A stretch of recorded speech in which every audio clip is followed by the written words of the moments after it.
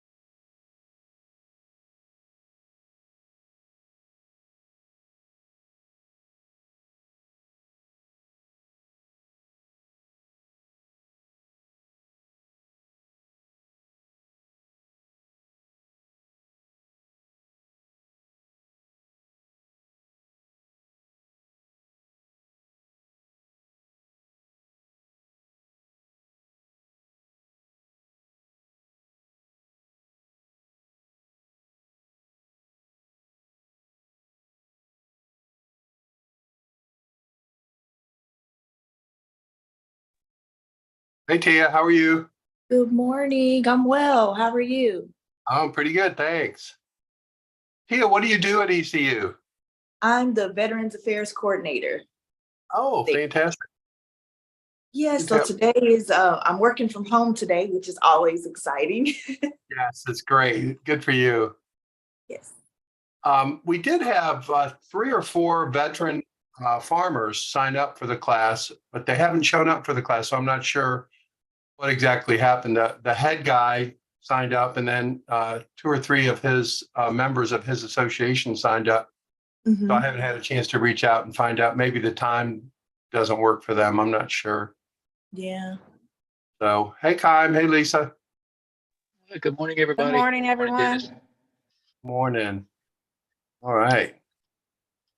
So, I think more folks will be coming in, but I'm going to go ahead and start. Um, Even though yesterday that guy was talking about making pitches, what it was supposed to be was positioning your product. Um, but I think he talked more about pitching. But I think the little bullet points and some of the things he was talking about were really about positioning your product or service, and then figuring out how to communicate that to to whether it's an investor or a customer or whatever. So today we're going to be in a little more of a specific um, mastering your pitch type of thing. So it's a little more hands-on, a little more specifically about techniques for actually pitching. So hopefully everyone will enjoy it.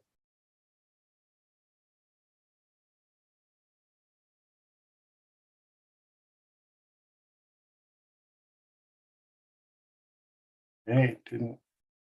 Nope. Okay.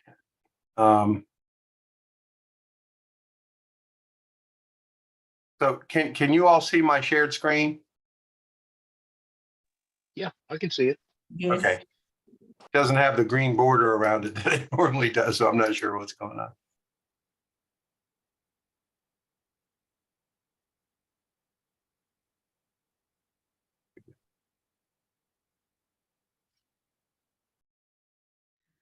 So entrepreneurs suck at pitching. I know this because I've been listening to pitches for the last decade. I've listened to thousands of pitches, and I can count the good ones on one hand. My name is Nicole Glaros. I'm the Chief Product Officer at Techstars, and I'm here to help you guys not suck at pitching. So the first thing we got to do is the first thing we got to do is know your audience. Know your audience. Who are you pitching to? Why is an investor pitch different than a sales pitch or different than an employee hire? What's different? What does an investor care about? What do I want to hear? What? Incentives, opportunity. I want to know how you're going to make me money. This is what I'm evaluating your entire pitch about. I want to know that I'm going to give you money and you're going to give me money back, right? You have to orient your whole pitch around that. But when you're talking to a customer, what do they care about?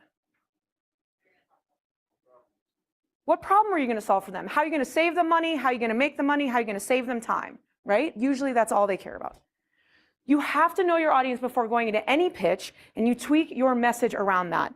But you spend too much on the story, or you spend too much on the product, and you don't spend enough time convincing me that I'm going to lose out if I don't put money in your business.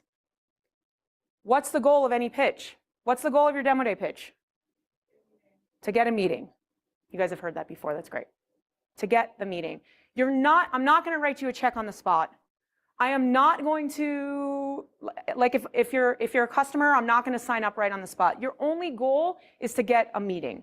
So all you need to do is entertain me, impress me. I've got a checkbook in my pocket. You want me to get so excited that I come up to you afterwards and find you to ask for that meeting. You're only going to do that by impressing me and entertaining me. Get to the next meeting. All right, there are 4 sections to your pitch.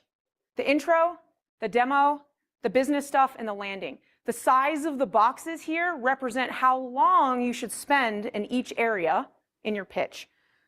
So the intro is about a minute. About a minute. The demo is about 2 to 3 minutes. About. The business stuff is about a minute-ish, maybe a minute and a half. And the landing is 30-ish seconds.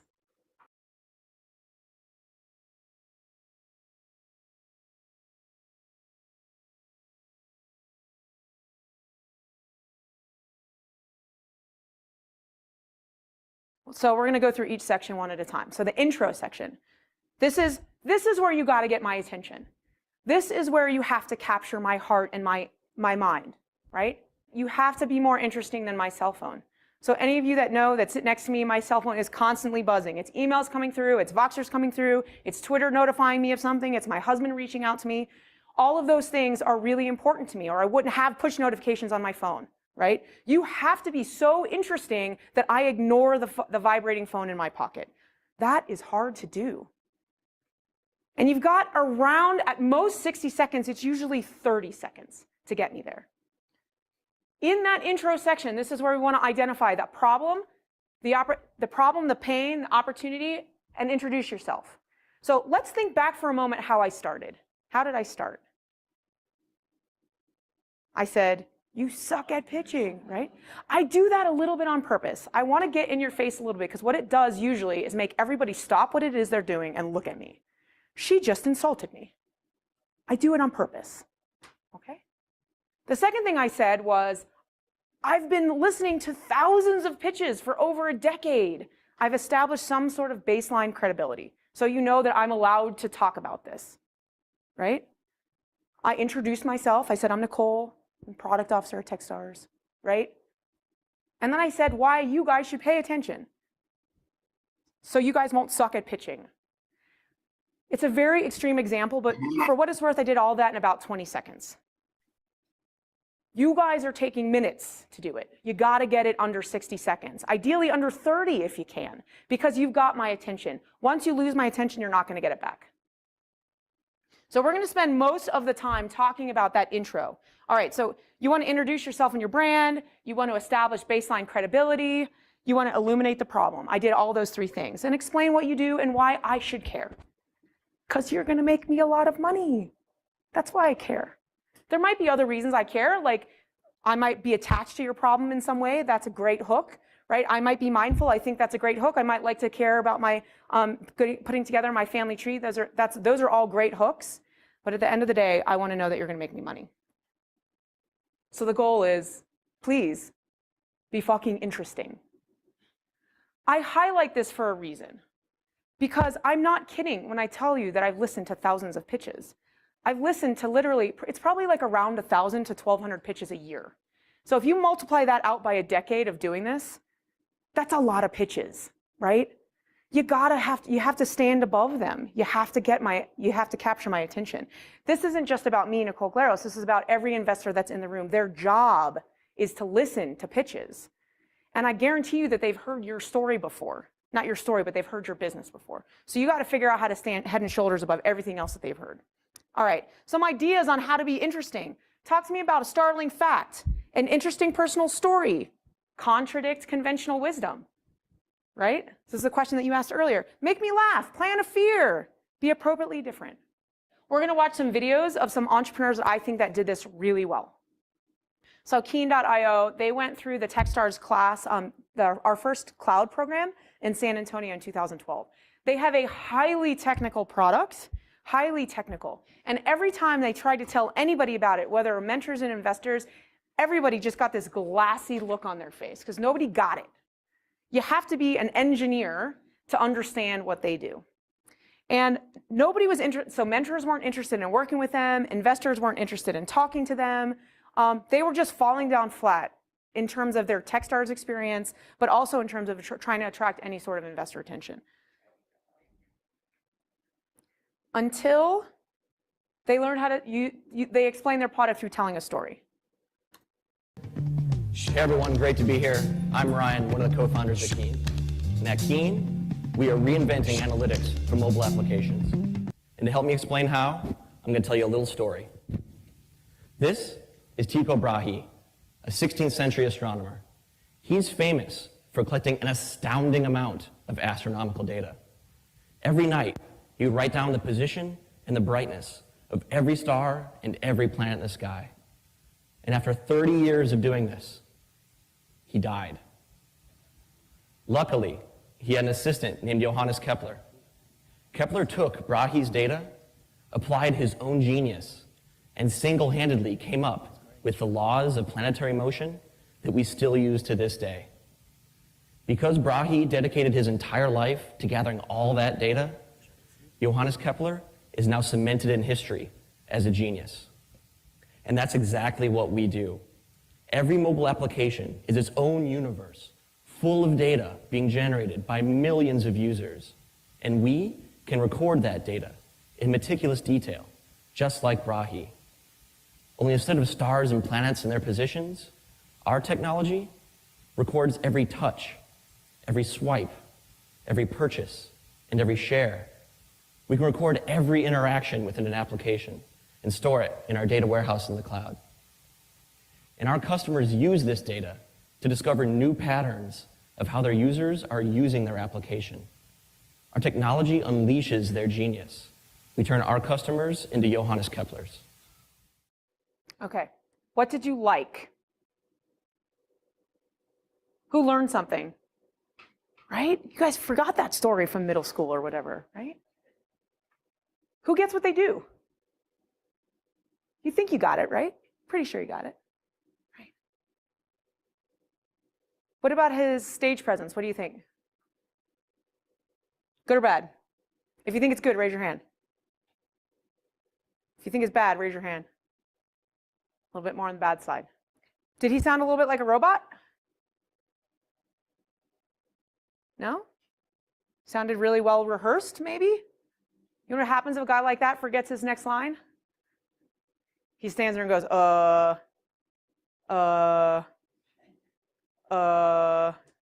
right? So they had that memorized really well. But it's also really bad because if you forget your next line, you don't know how to like roll your way through it. Who thought it was too long? Only a couple people, right? That was 2 minutes. Did that feel like 2 minutes?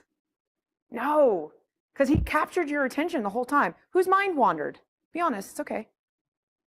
Only one. Powerful for a 2-minute story on something that you probably heard as a child, right?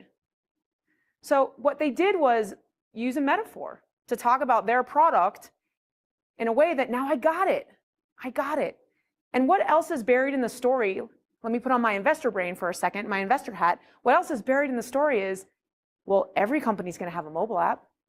The market opportunity here is huge, right? Is buried in that story. It's the thing that's processing in the back of my mind. Wow, this is big. So I would actually say my one criticism here is I would actually say it was a little too long. Like I did find myself going get to the point a little bit towards the end.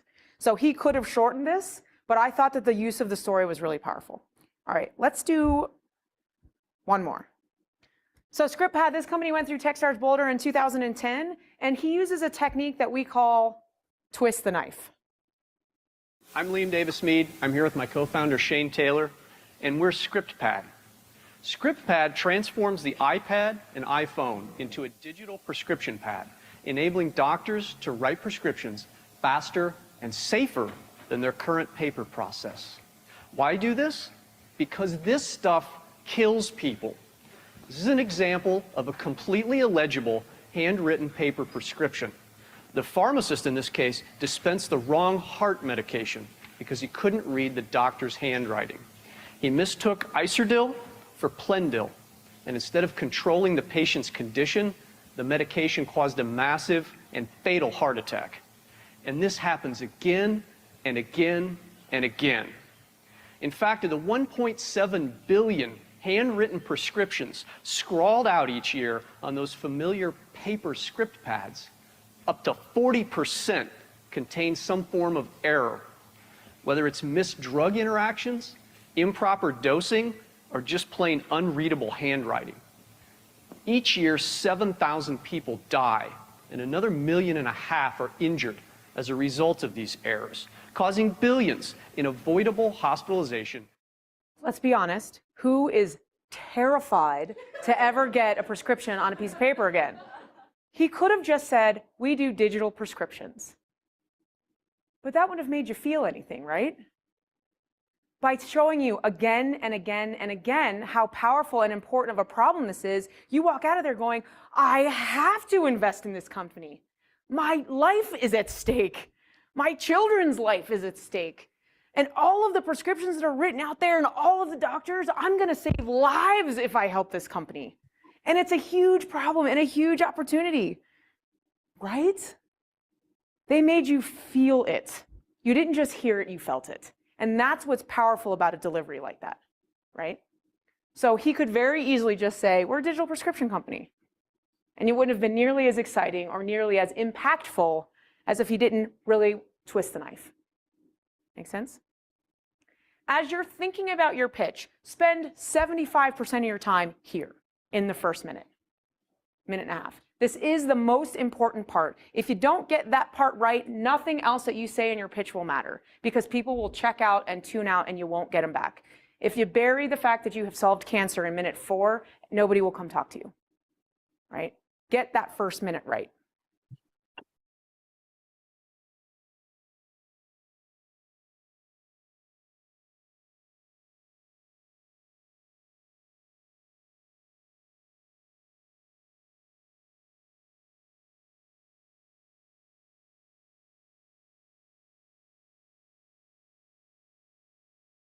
All right, let's talk about the demo section. The big thing to walk away with the demo section is show me, don't tell me. I'm amazed at how many entrepreneurs want to stand up there and tell me, hey, we offer a, we do one button genealogy. I don't know what that means, right? Rather than say, we have got people in the background that will do research, and if you want to order your 4th generation of family, like all you got to do is press a button, and then these people do research, and like I'm using my imagination to come up with the thing that you actually sell. Rather than do that, just show me. Show me your product. For instance, we make an app that lets friends discover and attend live music shows. This is a company, Jukely, that went through the 2013 New York class. And at the time, I was walking around saying, if I invest in another, I will never invest in another social, local, mobile event discovery company. And interestingly, I invested in 2 since then. But I will never do that. And this is a social, local, mobile event discovery business. Ugh. Another app that lets friends discover, blah, I'm already bored. Okay? But then I saw it. When you sign up with Jukely, you connect your music services and we learn what you like. You connect your social networks and we learn what your friends like. This gives us the ability to make highly personalized recommendations to your whole group. We analyze music taste data across the social graph, and we match you magically with different friends for each show, and even friends of your friends who might be good to go with. And then we make it very easy for you to ping that group so you can get the conversation started around the show. We call this band together.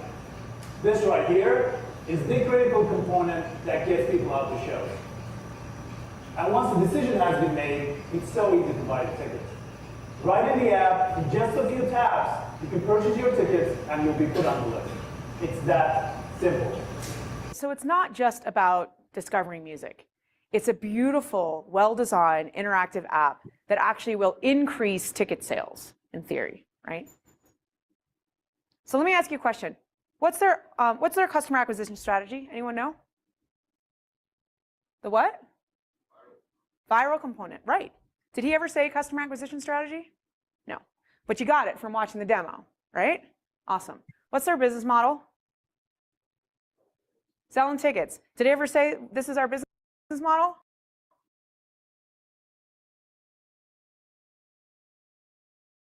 Nope. He showed you in the demo, right? He will actually later in his pitch say those things, but what he's just done is hit you over the head multiple times with what's going on, and he really leverages his demo to do that. You guys can do that too. Use your demo to talk about all the strengths of your business, about how you were going to make me money. Use the demo to talk about how you are better than all your competitors. Don't say you're better than your competitors, show me. All right, so that was the second section, the demo section. You should spend 2-ish minutes there, 2 to 3 minutes, okay? Feel free to include in that section stuff about how you're gonna make money, stuff about how you're gonna grow. Don't talk about it there, just show me. And then you can talk about it later, yeah. Awesome, I love that question. So her question was, even though that doesn't exist, is that okay to put it in there? On demo day, what are you selling me? You're selling me your vision. You don't have to sell me what's going on today. I want you to sell me what this looks like in 5 years. I want you to sell me how you're going to make me money. And that isn't today, right? It's totally okay to put stuff in your pitch that doesn't exist yet. It isn't okay to act as if it did exist. So one of the things that's really powerful to say is like, if you're gonna put a bunch of stuff in your deck that doesn't exist, make sure you put a slide at the end that says, here's where we are today, right? But that's where we're going. And then I buy it. You don't want to sell me something that's not true, but if you're doing that, if you're planning on doing that, if that's part of the vision of your business, it is absolutely okay to put it in the deck.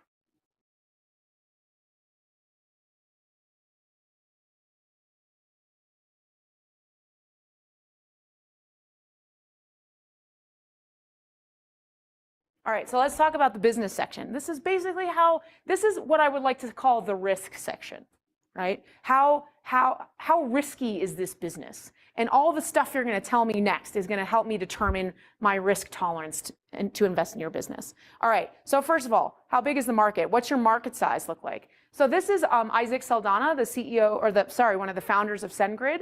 And when SendGrid started, they had no idea how big their market size was because nobody had done what they were doing. So instead of using numbers that they thought weren't true, he talked about it in another way. So how big is our market size? The companies you see here are email marketing companies, and they approximately send 100 million emails per day. Facebook alone dwarfs this market. They send over 500 million transactional emails per day. And there are many other companies sending transactional emails that don't have the resources Facebook has to deal with transactional email problems. It's fucking huge. There are tens of thousands of companies sending hundreds of billions of trillions of email messages a day. If you could get a fraction of a penny for every one of those emails, you're gonna be filthy rich. And you know what? They are. So are the investors. My point is, just because you don't know the market doesn't mean you can't talk about it in creative ways. Doesn't mean, but you need to communicate to me that it's a big opportunity, right? Because look, if you're going to go after the whatever the underwater basket weaving market, and there are like 3 people in the world, like you're not going to have a real business, not a venture backable business anyway. Okay. So the business model. What's wrong with this slide? A lot of words. What else? No prices, right? You know, it's always funny. It's usually not people don't pick up on that right away. It's usually the second or third thing that people pick up on. This happens less and less, but we used to see a lot of pitches without business model. But remember, I want to make money from you. If I can't see a path to how you are going to make money, I am not interested in investing in you. That doesn't mean that your business model has to be cash, because it might be, you might have a social play, or you might have some other type of business model that isn't necessarily enterprise sales, which is what these guys are. But my point is, you have to talk to me about it. You have to convince me that I am going to make money from your business.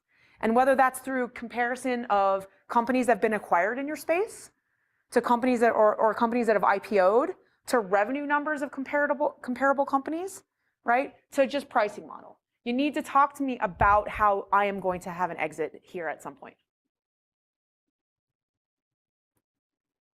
All right, differentiation. So a common mistake I see is entrepreneurs want to talk about competition. You want to sit up there and you want to talk about JDate, or you want to talk about Ancestry. And there's nothing wrong with that. But at the end of the day, I don't care about JDate or Ancestry. What do I care about? Right, I care about how you're going to win. I care about why you're better than those guys. What's going to make you win in the market over them? That's a risk thing. Are you going up against Google? Holy shit. But if you show me all the ways that you're better, smarter, more powerful, whatever, I become way more interested. So this is another one with bad audio, but I think that that Dash did this well. So Dash is a company that also was in the New York 2013 program, and they have they basically make it a Fitbit for your car. So it's a little thing that plugs into the OBD2 port on your car, and it communicates with your phone, and it tells you how fast you're driving and things that are wrong with your car. It's like a Fitbit. Now, we are unlike anything out there on the market today. We'll work on any make of car. We are hardware agnostic. You buy off-the-shelf hardware, you can pick it up for as low as $10 on Amazon or at Sears. Our product is multi-platform, and we do all of this with no monthly fees. So let me talk a little bit about what's going on here, because it's not readily obvious. So first of all, there's just some psychology that's happening in this slide, which is, look, he's got his big logo right here, and he does list his competitors, but they're little tiny small logos at the bottom with his big logo on top, okay? Just a little psychology. Yes, we're better, okay? The second thing that he does is he doesn't shit on his competition. He talks about how he's better. He doesn't say, look, OnStar sucks because they only work with one make of car. And Automatic is only one platform, and by the way, they charge monthly fees. He doesn't say any of that. He talks about how he's better and how he's different, not about how they are bad. Does that make sense? We all hate politics. We hate election season because all the politicians do is rip on their competition. They never talk about themselves, right? You hate that about that. Don't be like that either. Talk about how great you are and how you're going to win. What makes you win in the market? Team. So I love talking about this slide. This is one of my favorites in the whole deck. So this is Next Big Sound. They went through the Boulder class in 2009, and they just sold to Pandora 9 months ago, something like that. When they were going through the Techstars program, they were literally graduating college. So they were going to University of Chicago at Booth, and they were flying to Boulder. They would do like a week of the program. They would fly back and take an exam, and they would fly back to Boulder and do more of the program. And they would fly back and graduate and fly back. So these guys were very young, and only one of them had actually ever held a real job, and it was Alex White, the CEO, and he held a 3-month internship at a record label. So when it came time to talk about the team, they were like, what do we talk about? We don't have anything to show for, right? What's special? Like, we don't know what to talk about. So here's what they did, which is incredibly clever. That picture, so when they were raising money, they wanted to raise $250,000, and they knew that they wanted to raise from Foundry Group. It's a local VC. You guys all know them. This picture is the exact same team photo that Foundry Group had on their website of the 4 Foundry partners. The guys, the Next Big Sound, posed in the exact same poses. They're wearing the same outfits in the exact same alley here in Boulder to take that photo. So when they stood up on demo day to talk about their team, who do you think in the audience got the joke? Foundry, but only Foundry, right? Foundry is the only group or the only people that got that joke. What do you think that communicates to Foundry? You're special, okay. Like, I think that communicates, I'm coming after you. We want you, right? But here's a couple other things it communicates. It's clever, right? It's creative. And as an entrepreneur, you have to be clever and creative to make this work. There's no formula for being a successful entrepreneur. So you have to use creativity and ingenuity, which is that. If you can be that creative about a team slide in a freaking deck, imagine how creative you can be with other real problems that your business is going to face. A big element of the pitch that very few companies put in there is timeline. If you have this really cool opportunity in that most investors will erroneously think that your company started when Techstars started, which I know isn't true, but like leverage that. So you can show me these, wow, look at what we've done in the past 3 months. The stuff that you did before, it matters, but like, look at how much traction we have. Look at what we've accomplished. Because here's the message. This is the extrapolation from this slide, right? In 87 days, we integrated with 6 services, tracked 500,000 artists, recorded 130 million fan interactions. If we did that in 87 days, imagine what we could do in a year. Imagine what we could do in 3 years. We'll dominate the world. That's the extrapolation that I'm making. As an investor, I want to invest in teams that can execute. Prove to me that you have been able to execute. So traction, the same thing. Show me traction. This is just de-risking the investment for me, right? If you've got customers signed up, if you've got deals signed, if you've got revenue, this is de-risking it for me. I know these guys know how to sell. I know these guys know how to get out there. I know these guys know how to perform.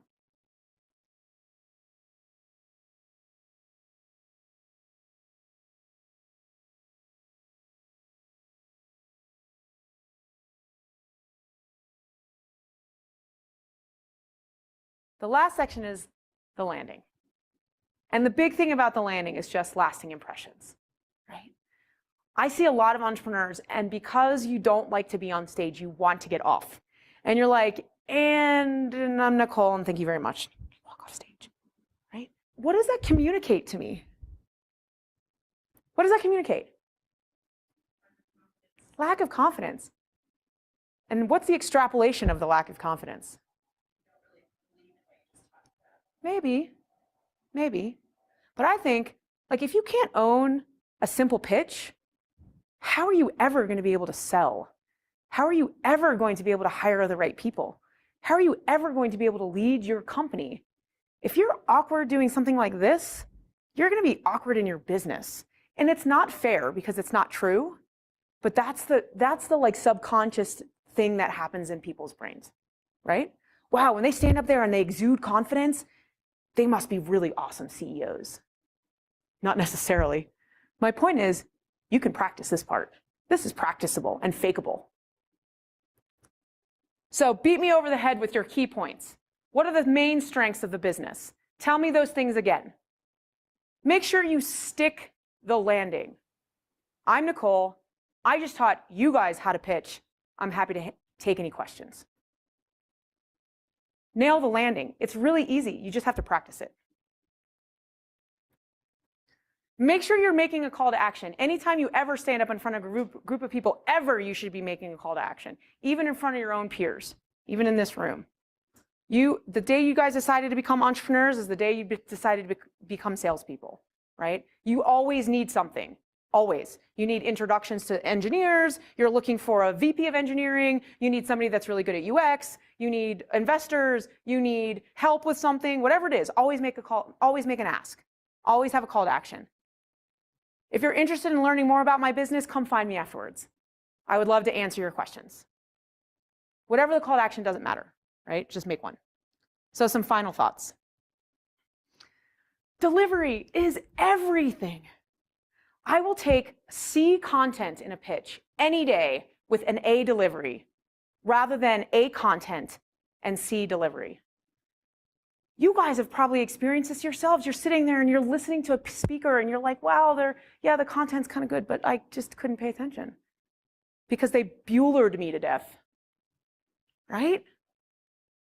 And this is just practice. You got to learn how to like work with the speed of your voice, because sometimes it's really powerful if you talk really fast because you're showing excitement. And I'm really excited to tell you guys about this thing that I'm working on. And other times it's really powerful to slow down, to make an emphasis on a point that you want to make. Know when to use your arms. Know when to not use your arms. Know how powerful silence is.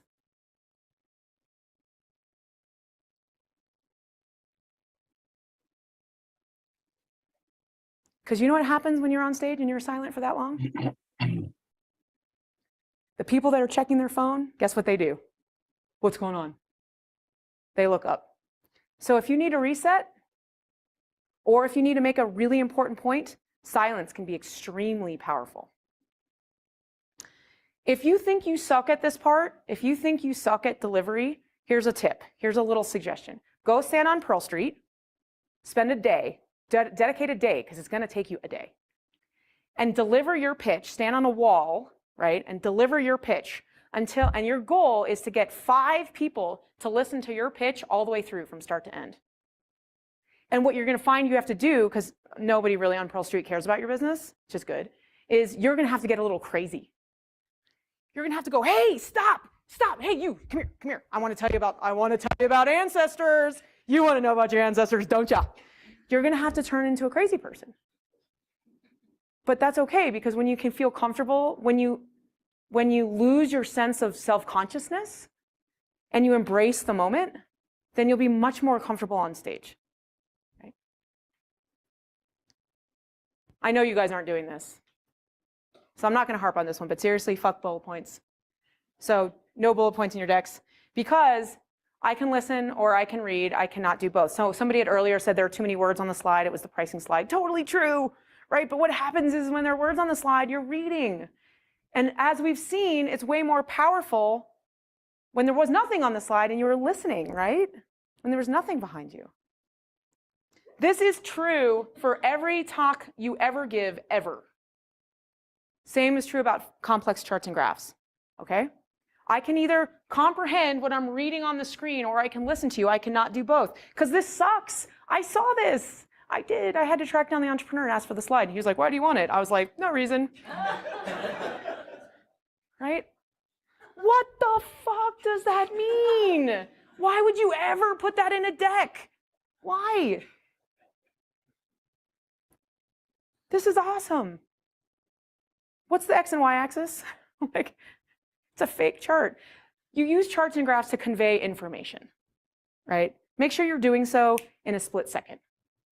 By the way, you would never use this chart in a partner meeting. Why?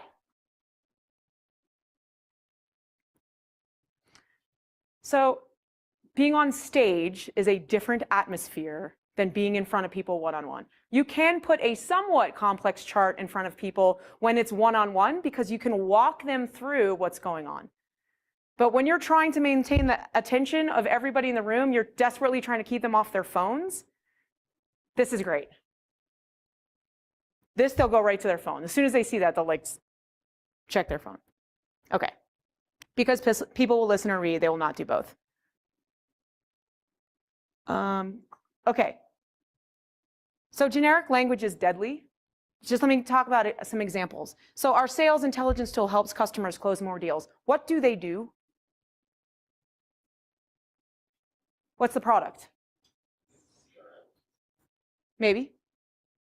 Could be a phone book, right? It could be a room full of people dialing for like information. We have no idea what they do. They use words, but the words are generic. Does that make sense? I think I have another example in here, right? We help companies collaborate on social media content. What do they do? Entrepreneurs like to fall into the trap of telling me who they are.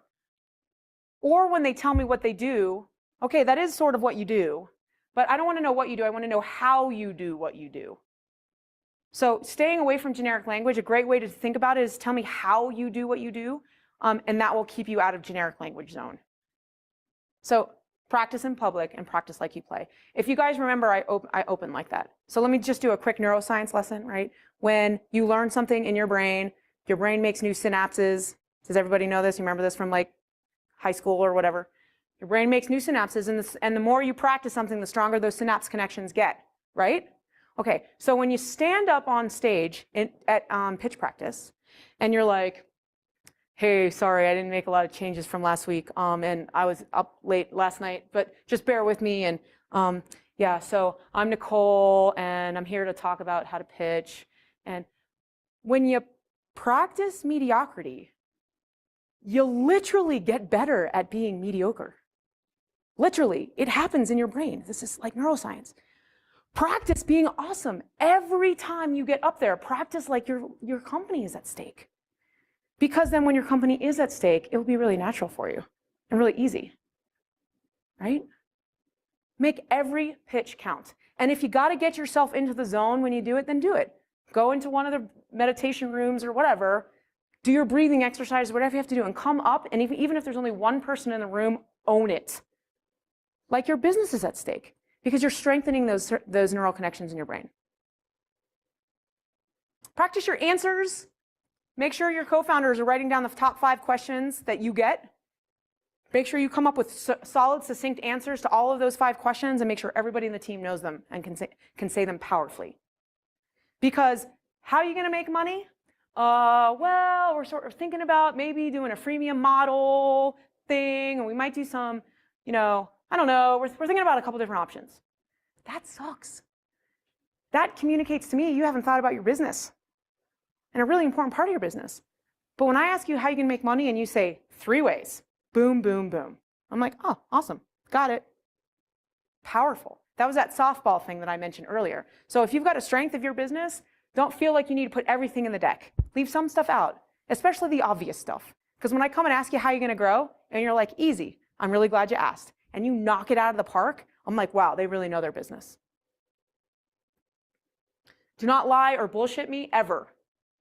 I cannot tell you how often I get lied to or bullshitted. And it sucks because you know what? My immediate reaction is, I'm done. I don't want to talk to the person anymore. I don't want to work with somebody that is going to bullshit me. And it's when that's my first or second or even third interaction with somebody, I'm like, yeah. Because when it gets hard, when stuff's not going well in the business, I don't trust you. I won't ever trust you to come to me because you don't want to talk to me about the hard stuff, right? The second best answer to knowing it is what? I don't know, but why is it good? It's honest, but there's a second reason. You can help.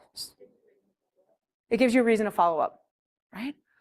That is a great question, and I'm embarrassed I don't know the answer to it. Can I get your card and follow up with you? Let me go do some research, and I'll follow up with you and give you the answer.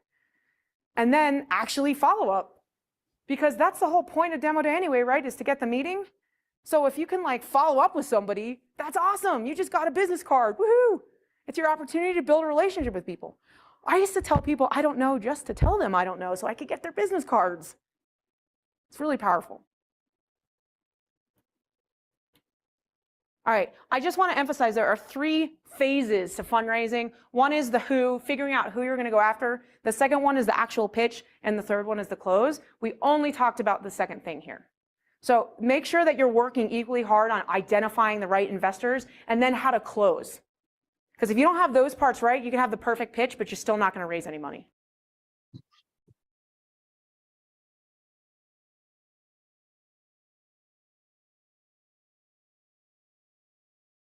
Everyone that wants to talk about pitches apparently can't do it without cussing. It's kind of interesting. I guess they're advocating cussing in pitches. I say no, don't do that. One of the things we've been talking about in this class is we've been talking a little bit about we've talked about Mr. Beast, and we've talked about kind of this new thing called Creator. this type of business that, like a Mr. Beast or others, that is some kind of quasi between a TV show and a business. It's kind of a combination of all those things. And what you're seeing here in this advice about pitching, and it's oriented, this particular thing is oriented about pitching investors, but it really goes beyond that. It really goes beyond your messaging and your messaging to your audience. And the process that she just talked about and some of the advice really applies to going live stream, right? On your, when you go live and you start talking about what you're doing, you have the same challenges that these people had in terms of explaining your product, explaining your process, all of the above. So the value to me of these, the last 2 days has been really solidifying your message for external consumption. Not only now, it has to start with internal views and internal understanding, but I personally, I don't have the number of pitches that woman has experienced, but I have been a judge on a lot of pitch competitions over the years, and most of them really are terrible, particularly at the college level, which I used to do at James Madison University pretty extensively. I ran a lot of competitions there for several years. And even some of it was actually semi-interesting as a business, but the message was just so bad that, in fact, it was so bad that the judges started to glaze over often. They would get so bored and they would like, oh my God, why did I volunteer for this? So I do think that thinking about how you communicate with external groups, whoever they might be, is informed by the amount of work you do to prepare, the practicing. I love the memorization. The thing about memorization is everyone feels like it's phony, right? You're memorizing it. You're not really feeling it in the moment or whatever. You've memorized it and you're repeating it. But you know what? If you've practiced it correctly, what you're doing is essentially giving the same message to a wide audience instead of a different message to every single audience, right? Every single member of the audience. And, if I can advise you on one thing in this area, is the ability to accurately and repetitively describe what you do, even though you will get bored and you will think like, I want to say something different. I want to do something different. Don't do it because you're going to lose your audience and they're going to go, I don't know what they're doing. I'm not sure what that company does. And I think also one of the things that I've experienced, and I've shared this before, she talked about the quality of the presentation versus the content. I once gave a venture capital pitch. This was back in the 90s, late 90s. And the person I was pitching is now the senator from Virginia, Mark Warner. But at that time, he was a venture capital guy, and he had, you remember the old cell phone company Nextel? He had founded Nextel, so he had a lot of money, and he set up a venture capital firm, and it was one of the big ones in the DC area. And I was working on a software project, and I walked in there, and I talked for about 5 minutes, and they had a whole bunch of people that were pitching that day. And after about 3 to 4 minutes, Mark held up his hand. He goes, Trotz, I have no idea what you are talking about. However, I do believe that you can distort reality long enough to get this deal done. So we'll give you the money. Next. That was it.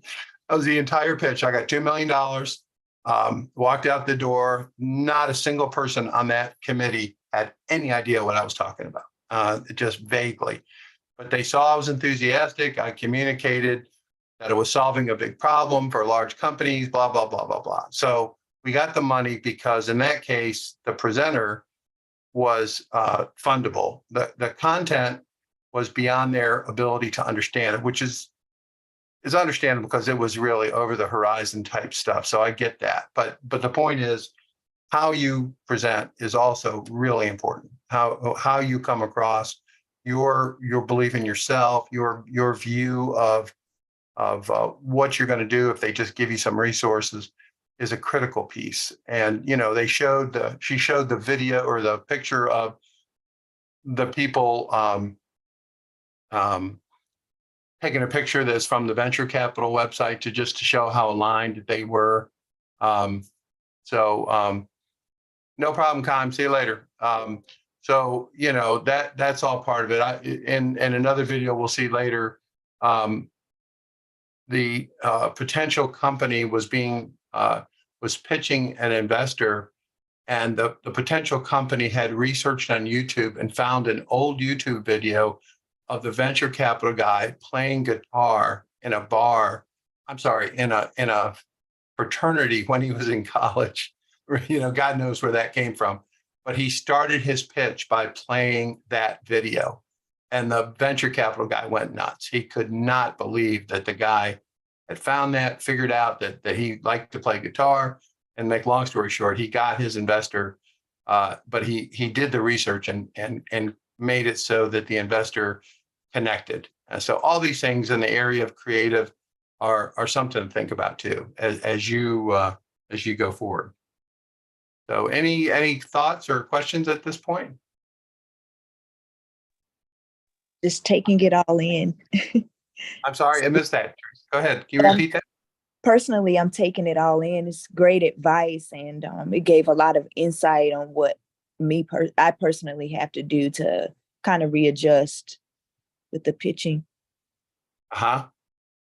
It's like anything else, you know, you can't automatically be great at something you've never done before, or you've done it so few times that, you know, the experience is just not sufficient to what you're trying to do. So I think it's literally like anything else that you try to learn to do. And one of the purposes of this course is to introduce you to things that you may not be exposed to before. And how to tackle it, and to not be intimidated by any aspect of this process. We can address literally anything that you have to consider, you know, for pitching your business or for growing your business. So that's one of the reasons we created this course, was to help people understand what do you have to do to get ahead in your company.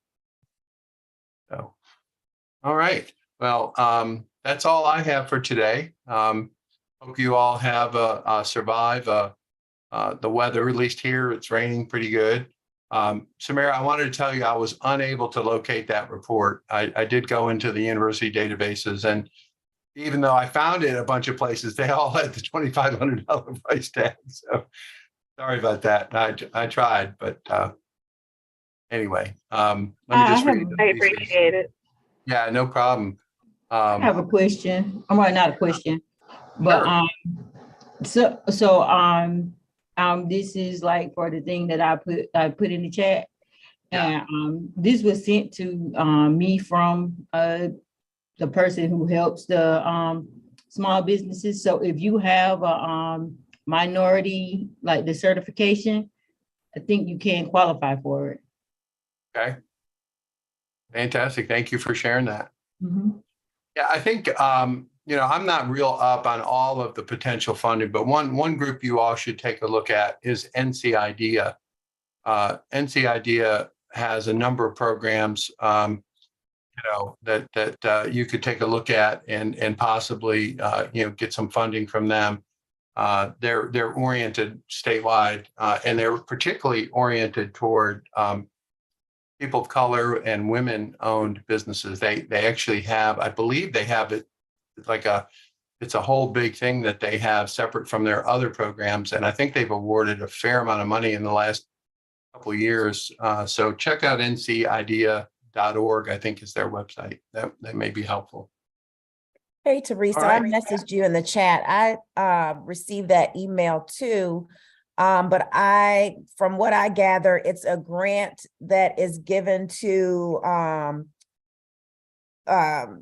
agencies like economic development and companies that train entrepreneurs or, you know, help entrepreneurs.